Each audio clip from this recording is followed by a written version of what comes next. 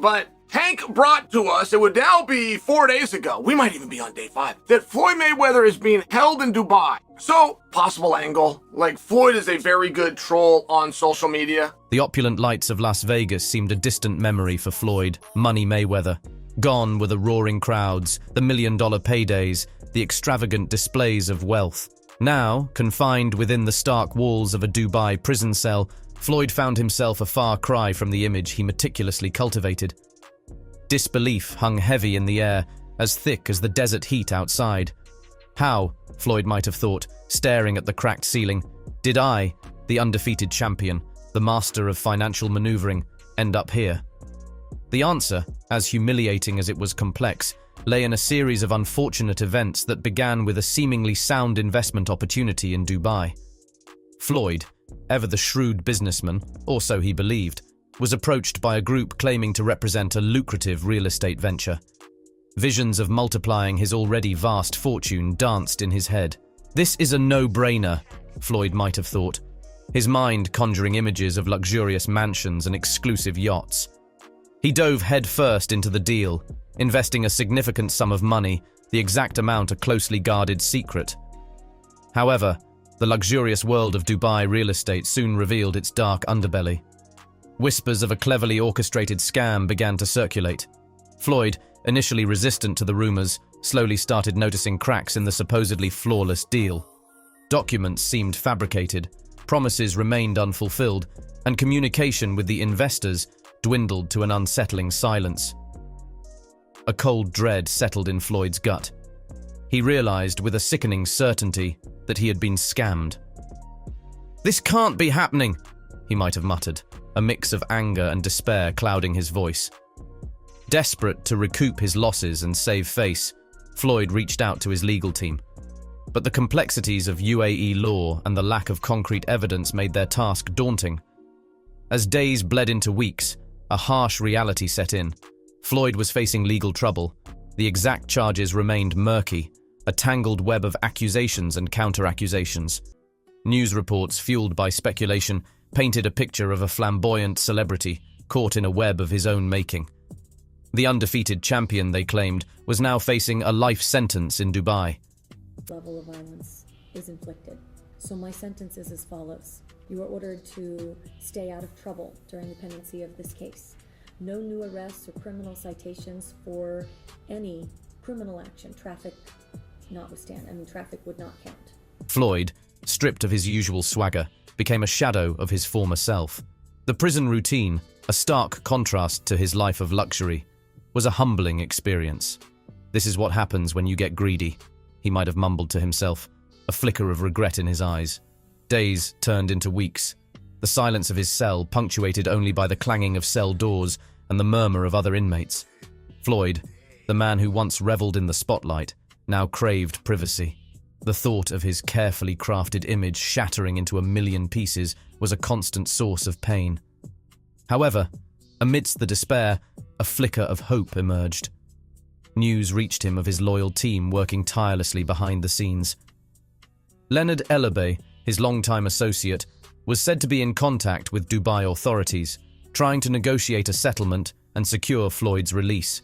That's the main thing that's important. Whatever happens, with my case, happens. You take the good with the good, you take the bad with the bad. Be happy, Today is a great day. Maybe there's a way out of this mess, Floyd might have thought, a sliver of optimism replacing the despair. The once feared Mayweather was now a man humbled, forced to confront the consequences of his own actions. The story of Floyd Mayweather's Dubai ordeal remains shrouded in secrecy. Did he reach a settlement and walk free? Did he manage to recover any of his lost investment? These details remain within the confines of Dubai's legal system and Floyd's inner circle. One thing, however, is certain. The invincible image of Money Mayweather has been tarnished. His story serves as a cautionary tale, a reminder that even the most successful can fall victim to a well-orchestrated scam. Tell them show where he at. Owe them people over in Dubai that money. Tell them get on live right now. And he owe people in Saudi Arabia money too. Oh, you fancy, Tell them get on live right now. Gervonta "Tank" Davis, the rising undefeated star, unleashed a verbal uppercut on Floyd, Money Mayweather, the legendary retired champion. It all began with a seemingly innocuous post by Tank, but it ignited a firestorm of accusations and reignited old tensions. Tank, a former fighter under Mayweather Promotions, had long felt undervalued and underpaid during his time with Floyd. Years of frustration bubbled over when he saw a post from Floyd flaunting his extravagant lifestyle. "Look at me living the good life," Floyd's post might have boasted, featuring a picture of him on a private jet surrounded by stacks of cash. Tank, scrolling through his social media feed, saw red. "Living the good life on my money, champ," he might have typed furiously in a reply post. "Remember the millions you still owe me?" This seemingly simple comment exploded like a social media bomb. Fans and boxing journalists alike were instantly captivated. Millions? Was Floyd, the man known for his shrewd business dealings, really holding out on a young fighter who helped build his promotional empire? Tank, emboldened by the public attention, began to upload receipts, or at least documents that resembled receipts. They were heavily redacted, protecting sensitive financial information, but enough details were visible to fuel speculation. "See, this is what you owe me, Floyd," Tank might have declared in a video message, holding up the documents. "Black and white, no room for lies." Floyd's camp, initially caught off guard, scrambled for damage control. "Tank is a talented fighter," a spokesperson for Floyd might have said in a carefully worded statement, "but these accusations are baseless. He was fairly compensated during his time with Mayweather Promotions." The statement, however, lacked the usual Mayweather confidence. It left room for doubt and further ignited Tank's fire. "Baseless?" Tank scoffed in another video message. "Ask the other fighters who left Mayweather Promotions feeling cheated. You ain't fooling nobody, champ." Said to Floyd, said, "I want to know when it happened. Was it because I seen the live with him and Bill, and he said something about a Chrome Hearts bag? Like, was that what set you off? Like, what set you off that you was like, I gotta do that?" A lot of people don't know that what Floyd do. A lot of people don't know what Floyd. Everything that Floyd said right there, the Chrome Heart bag, the Maybach, the Lloyd shit, that was all in my post. The situation snowballed into a he-said-she-said battle, each post adding fuel to the fire. Boxing analysts dissected Tank's claims, poring over the redacted documents and Floyd's past financial practices. Some sided with Tank, believing the young fighter was getting a raw deal. "Floyd's known for squeezing every penny out of his fighters," a boxing commentator might say during a show. Others remained loyal to Floyd. "Tank is just bitter," a veteran boxing trainer might counter in an interview. "Floyd gave him a platform, and now he's biting the hand that fed him." The war of words transcended social media, spilling over into interviews and press conferences. "I'm not bitter," Tank declared during a press conference, his voice shaking with a mix of anger and frustration. "I'm just asking for what's rightfully mine.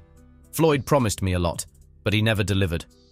Floyd, known for his calculated responses, finally addressed the situation directly in a video interview. "Look, I built an empire," he might have said, his voice calm but laced with a hint of annoyance. "Did I make some fighters rich? Absolutely. Did everyone get a king's ransom? No, that's the boxing business." Floyd's response, however, failed to quell the public outcry. Fans, particularly younger viewers, resonated with Tank's story.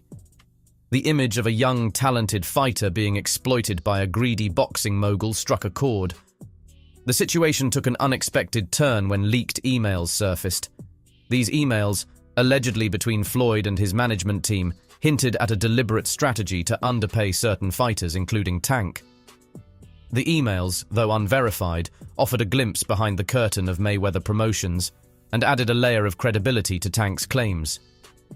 Floyd's camp denied the authenticity of the emails, calling them a desperate attempt to manufacture drama. But the damage was done. The public perception of Floyd had shifted. From the shrewd businessman, he was now seen as a potentially exploitative figure, willing to line his pockets at the expense of young fighters. The boxing commissions, under pressure from fans and media scrutiny, launched an investigation into Mayweather Promotions' fighter contracts. This investigation, while not directly tied to Tank's accusations, cast a long shadow over Floyd's business practices. He was going at me. He was going at me. And I knew for sure he was going at me. That's why I went at him. There's no reason for me to go at Floyd. Yeah, that's what I was thinking. Cause I feel like y'all got, I would say love, hate, but it's been like the last interview you showed them love. This week it was whatever. But is that sometimes like, you know, is it just like big bro, little bro seeing things different, or what is it to you? No, Floyd don't never. He felt as though I'm at that point where as though I passed him. The outcome of this public battle remained uncertain. Would Tank ever see the money he claimed he was owed? Would Floyd's reputation be permanently tarnished? The boxing world watched with bated breath. The glitz and glamour of Las Vegas seemed a million miles away for Floyd Money Mayweather. Trapped in a Dubai jail cell, the undefeated champion faced a harsh reality check. News reports swirled, painting a picture of a potential 5-year sentence, a far cry from the luxurious life Floyd had meticulously built. The situation stemmed from a seemingly simple business venture gone awry. Floyd, ever the businessman, had ventured into the world of Dubai real estate. Enticed by promises of astronomical returns, he invested a significant sum of money. Yeah, we don't want to talk about it. We're gonna get through this. That's tough because... This is a sure thing, Floyd might have thought, visions of multiplying his already vast fortune dancing in his head. However, the world of Dubai investments soon revealed its ruthless side. Whispers of a cleverly orchestrated scam began to circulate. Floyd, initially resistant to the doubt, slowly noticed cracks in the supposedly flawless deal. Documents seemed fabricated, promises remained unfulfilled, and communication with the investors dwindled to an unsettling silence. A cold dread settled in Floyd's gut. He realized with sickening certainty that he had been scammed. "This can't be happening," he might have muttered, a mix of anger and despair clouding his voice. Desperate to recoup his losses and flee the situation, Floyd attempted to leave Dubai. But airport authorities, alerted by the aggrieved investors, apprehended him. The tangled web of accusations and counter-accusations landed Floyd in a Dubai jail cell. News of Floyd's predicament reached the United States, sending shockwaves through the boxing world. "This is crazy," Floyd's longtime friend, Leonard Ellerbe, might have said in disbelief. Ellerbe, CEO of Mayweather Promotions, sprang into action, assembling a legal team to fight for Floyd's release. The legal battle unraveled the complexities of the Dubai legal system. Unlike the American system, unpaid debts in Dubai could result in significant jail time until the debt is settled. The 5-year sentence, though a worst-case scenario, hung heavy in the air. Money out there for the transaction that didn't go through, and you're supposed to get back that money. But out there it's different. The rules is different. It ain't like here where you got a civil court. So I don't know the rules. I don't know the regulations. So that shit could turn out something good or bad. They literally got him kidnapped out there. They got Floyd Mayweather, like... Well, I didn't say... Floyd's legal team argued that he was the victim of a scam, not a willful debtor. They presented evidence, hoping to convince the Dubai authorities to release him and allow him to return to the United States, where he could deal with the situation from a position of strength. However, the Dubai authorities were unfazed. They demanded a full repayment of the invested sum, a figure that could potentially bankrupt Floyd. "There's no way Floyd can come up with that kind of money on his own," a financial advisor close to Floyd might have worried. Floyd's inner circle scrambled to find a solution. Negotiations with the investors proved fruitless. Selling off assets might generate some cash, but it wouldn't be enough to cover the entire debt. The situation was a financial and public relations nightmare. Days turned into weeks, the sterile walls of the jail cell becoming Floyd's new reality. The once feared Mayweather was now a humbled man. "This is what happens when you get greedy," he might have mumbled to himself, a flicker of regret in his eyes. The luxurious life he flaunted on social media seemed a distant memory. Back in the United States, Floyd's loyal fans rallied for his release. Social media campaigns and online petitions expressed support for the boxing legend. However, these efforts had little impact on the Dubai legal system. The situation took a desperate turn when Floyd's American passport was flagged, preventing his return even if he managed to secure his release from the Dubai jail. "This is getting out of hand," Ellerbe might have exclaimed in frustration. Floyd's team explored diplomatic channels, hoping to leverage his celebrity status to secure his return. As months passed, the initial frenzy surrounding Floyd's predicament began to fade. The boxing world moved on, with new fights and rising stars capturing the public's attention. Floyd, however, remained trapped in his Dubai purgatory.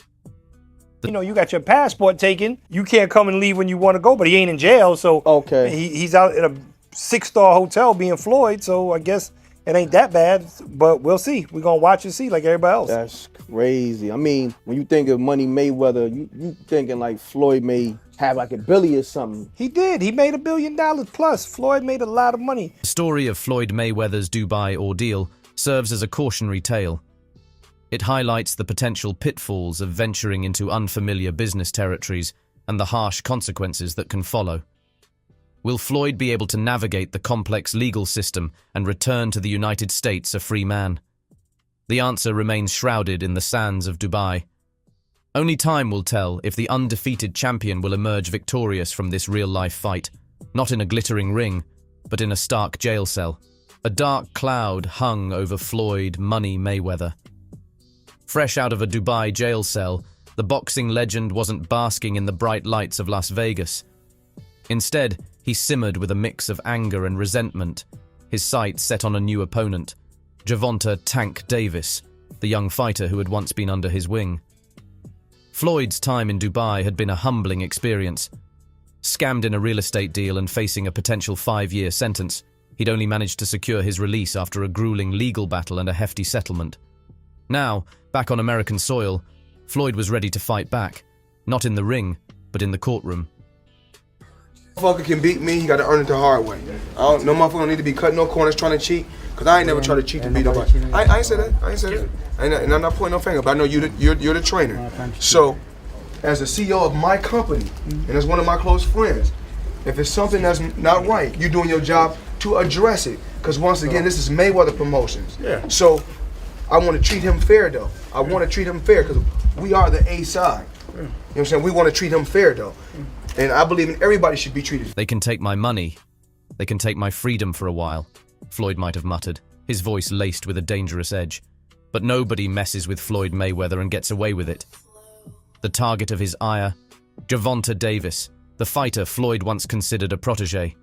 Social media posts from Tank, accusing Floyd of owing him millions, had fueled the fire during Floyd's ordeal. Now, Floyd saw those accusations as a deliberate ploy to manipulate him and damage his reputation. Tank manipulated me, Floyd might declare in a press conference, his eyes flashing with anger. He used my name to build himself up, then threw me under the bus when I needed him the most. Floyd's narrative painted Tank as a disloyal and ungrateful fighter. He claimed that Tank had taken advantage of Mayweather Promotions' resources and training facilities without ever truly living up to his potential. I gave him everything, Floyd might continue, his voice rising in indignation. Now he wants to play the victim? Not on my watch. The boxing world watched with morbid fascination. Was this a genuine grievance or a desperate attempt by Floyd to deflect from his own financial woes? Some fans sided with Floyd, believing his claims of manipulation. Tank's young and hungry, but that doesn't mean he can lie about Floyd, a veteran boxing fan might comment online. Floyd built champions, and Tank wouldn't be where he is today without him. Others remained skeptical. Floyd's always been good at playing the victim, a boxing journalist might counter in an interview. Maybe he's just trying to shift the blame for his own bad investments. Why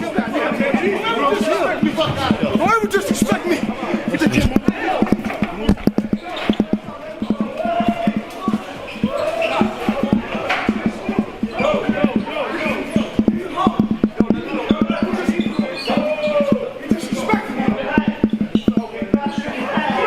Floyd, however, wasn't finished. He announced a shocking plan, a $500 million lawsuit against Gervonta Davis. The lawsuit, if successful, would be a staggering financial blow to the young fighter. This isn't about revenge, Floyd might proclaim in a video message. This is about setting the record straight and recouping what's rightfully mine. Floyd's team presented a mountain of documents, contracts, training logs, financial records, all supposedly proving their case. They argued that Tank had breached his contract, failed to meet performance benchmarks, and ultimately cost Mayweather Promotions millions of dollars. Tank, unsurprisingly, fired back with his own legal team. They dismissed Floyd's claims as ludicrous, accusing him of financial mismanagement and bullying tactics. "Floyd's trying to silence me," Tank might declare in a press conference. "He's scared of the truth coming out." The war of words escalated, spilling out of courtrooms and onto social media. Floyd's extravagant lifestyle choices were scrutinized, with some questioning how a man facing financial ruin could still afford such luxuries. Tank, meanwhile, faced accusations of disloyalty and biting the hand that fed him. The lawsuit became a spectacle, overshadowing both fighters' athletic careers. Boxing analysts debated the legal merits of the case, dissecting the labyrinthine world of boxing contracts and sponsorship deals. Would Floyd win his massive lawsuit and financially cripple Tank? Or would the lawsuit be thrown out, leaving Floyd's reputation further tarnished? Only time and the intricate legal process would tell. One thing was clear: the bond between Floyd Mayweather and Gervonta Davis was shattered beyond repair. Their once mentor-student relationship had devolved into a bitter legal battle, a public spectacle that cast a long shadow over the world of boxing.